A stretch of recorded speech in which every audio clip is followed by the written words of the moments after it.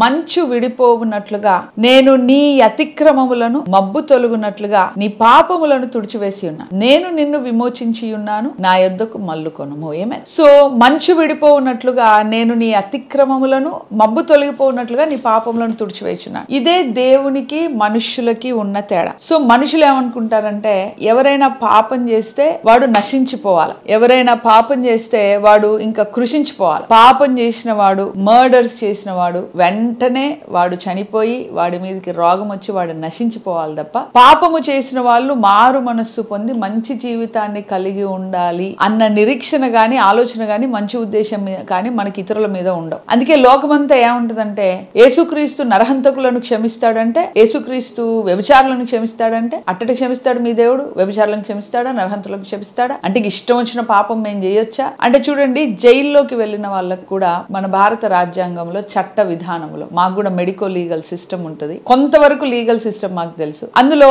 జైలుకి వెళ్ళిన వారి యొక్క ప్రవర్తన సరిగ్గా ఉంటే, అంటే యావజ్జీవ కారాగార శిక్ష పడ్డ వాళ్ళ యొక్క ప్రవర్తన సరిగ్గా ఉంటే వాళ్ళ యొక్క మంచి ప్రవర్తనను చూసి యావజ్జీవ కారాగార శిక్షని తగ్గించేసి వదిలేస్తారు. ప్రతి రిపబ్లిక్ డే రోజు ఆగస్టు 15th కి కొందరిని అలాగా వదిలేస్తుంటారు మంచి ప్రవర్తనను బట్టి. అంటే భారత రాజ్యాంగమే ఒక నరహంతకుడు, ఒక యావజ్జీవ కారాగార శిక్ష పడ్డ వ్యక్తి ప్రవర్తన మార్చుకుంటే క్షమించి నార్మల్ జీవితాన్ని ఇవ్వడానికి రాజ్యాంగం సిద్ధంగా ఉంది, మన న్యాయ వ్యవస్థ సిద్ధంగా ఉంది. అదే విధంగా ఒక ఉరిశిక్ష పడ్డ వ్యక్తి రాష్ట్రపతి దగ్గరికి వెళ్ళేసి క్షమాపణ భిక్ష కోరితే, ఒకవేళ రాష్ట్రపతి ఒప్పుకొని క్షమాభిక్ష ఇస్తే ఆ మనిషి నరహంతకుడు కావచ్చు, వ్యభిచారి కావచ్చు, ఎవరైనా కావచ్చు, ఎంత భయంకరమైన పాపము చేసిన వాడైనా కావచ్చు, అతను క్షమాభిక్ష పెడితే గనక ఉరిశిక్ష నుంచి విడుదల పొందుతారు. ఇదందరికి కూడా మనకు తెలుసు, ఎందుకంటే చాలా సినిమాల్లో చూసుంటారు. ఎవరు కూడా లా చదివి ఉండరు కానీ చాలా సినిమాల్లో చూసుంటారు. అది మన భారత రాజ్యాంగ సిస్టమ్ లో న్యాయ వ్యవస్థలో మనకుంది. తర్వాత లాయర్స్, కొంచెం మెడికో లీగల్ తెలిసిన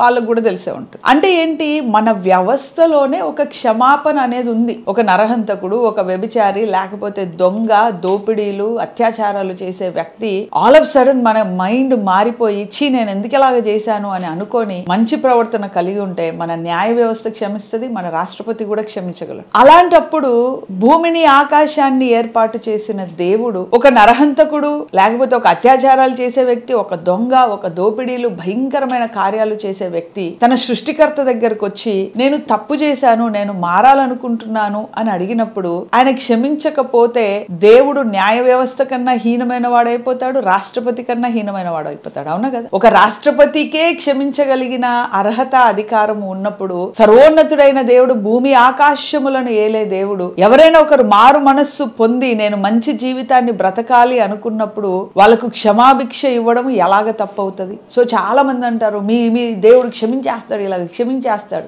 ఎందుకు క్షమిస్తాడు అంటే ఆయన దేవుడు కాబట్టి క్షమిస్తాడు. రాష్ట్రపతి క్షమించగలిగినప్పుడు, ఒక న్యాయ వ్యవస్థనే క్షమించగలిగినప్పుడు దేవుడు క్షమిస్తే తప్పేంటి?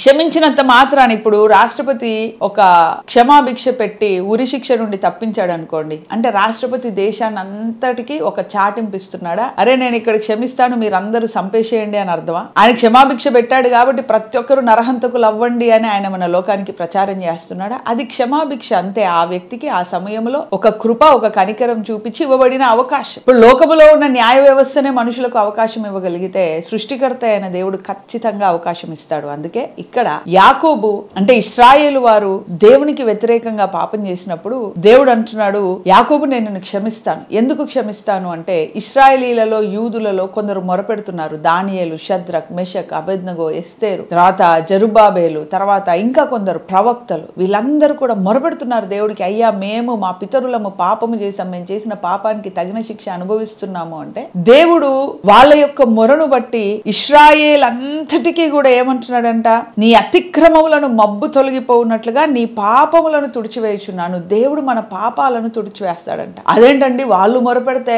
మన పాపాలను దేవుడు ఎలాగ తుడిచివేస్తాడు అంటే, చూడండి భారతదేశంలో స్వతంత్ర సమరయోధం అనేది జరిగింది. కొన్ని కోట్ల పాపులేషన్ ఉన్న భారతదేశంలో ప్రతి ఒక్కరు కూడా, ప్రతి వయసు ఉన్నోడు కూడా స్వాతంత్ర సమరయోధంలో పాల్గొన్నారా? నో. కొందరు యోధులు మాత్రమే పాల్గొన్నారు. కొందరు యోధులు పాల్గొంటే భారతదేశంలో ఉన్న వాళ్ళందరికీ కూడా స్వాతంత్రం వచ్చింది. చూడండి ఇప్పుడు మనం ఇంట్లో ఉన్నాం, పిల్లల్ని చూసుకుంటున్నాం, ఉద్యోగాలకు వెళ్తున్నాం. అప్పుడు కార్గిల్ యుద్ధం అయింది. మనం రోజు పప్పు వండుకున్నాం, బిర్యానీలు వండుకున్నాం, తిన్నాం, ప్రశాంతంగా ఉన్నాం, స్కూల్కి వెళ్ళాం, ఉద్యోగాలు చేసుకున్నాం, మనం బాగానే ఉన్నాం. కానీ కార్గిల్ యుద్ధంలో చాలా మంది చనిపోయారు. ఒకవేళ వాళ్ళు ఓడిపోయిన అంటే మన దేశం మీదకి శత్రు దేశం అంతా వచ్చేసి స్వతంత్రించుకునేదేమో, పార్లమెంట్ మీదకి వచ్చి చేసేదేమో, ఏమేదో మనకు తెలియదు. కానీ కొందరు యోధులు పోరాడడం ద్వారా సైన్యంలో ఉండి మనము స్వాతంత్రాన్ని అనుభవిస్తున్నాం. So the system is speaking. అంటే దేవుని వాక్యము లోకములో లేని కొత్త పద్ధతులు ఏమి చెప్పట్లా. లోకములో మన కళ్ళకు కనబడే పద్ధతులనే దేవుని వాక్యం నేర్పిస్తుంది. కానీ ఒప్పుకునే హృదయం మనకు ఉండాలి. దేవుడు ఏంటండి అలా క్షమిస్తాడు, నరహంతులకు క్షమిస్తాడు అంటే, అరే రాష్ట్రపతి క్షమిస్తాడయ్యా బాబు, రాష్ట్రపతి క్షమిస్తే ఉరి శిక్ష పడ్డవాడు నరహంతకుడు విడుదల పొందుతాడు. ఎవరో ప్రార్థన చేస్తే నాకెందుకు మేలైతుందండి అంటే, మరి ఎవరో యుద్ధం చేస్తే మన దేశంలో మనం ఎలా స్వాతంత్రం అనుభవిస్తున్నాం? సో స్వాతంత్ర సమరయోధులు యుద్ధం చేయడం ద్వారా మనకు స్వాతంత్రం వచ్చింది, మన పితరులకు స్వాతంత్రం వచ్చింది. ఈ రోజు సైన్యంలో ఉన్న వాళ్ళు యుద్ధం చేయడం ద్వారా మనము ప్రశాంతంగా ఈ లోకంలో బ్రతకగలుగుతున్నామంటే, భూలోకములో ఒక రాష్ట్రములో, ఒక దేశంలో, ఒక ప్రాంతంలో యోధులు ఉన్నట్టుగా ఆత్మీయతలో కూడా యోధులు ఉంటారు. ఆ యోధులు యుద్ధము చేయడం ద్వారా దేవుని దగ్గర ప్రార్థనా యుద్ధము, లేకపోతే ప్రార్థనా పోరాటం, లేకపోతే దేవుడి దగ్గర ఒక మొర పెట్టడం ద్వారా ఆ యోధుల ద్వారా ఆ యొక్క విశ్వాసులందరికీ కూడా విడుదల వస్తుంది. యూదులలో కొందరు యోధులు ఉన్నారు, దానియేలు, ప్రవక్తల లాంటి యోధులు ఉన్నారు. వాళ్ళు మొరపెట్టడం ద్వారా దేవుడు ఏమంటున్నాడు, యాకోబు నీ అతిక్రమములను నేను తుడిచివేస్తాను, నిన్ను విమోచించుచున్నాను, నా యొద్దకు మల్లుము. అప్పుడు ఏమంటున్నాడు, వాళ్ళందరూ మొరపెడుతున్నారు, నేను నిన్ను విమోచిస్తాను, నువ్వు నా యొద్దకు మల్లుము అని యాకోబుతో, ఇశ్రాయేలుతో, యూదులతో దేవుడు మాట్లాడుతున్నాడు. ఆమేన్.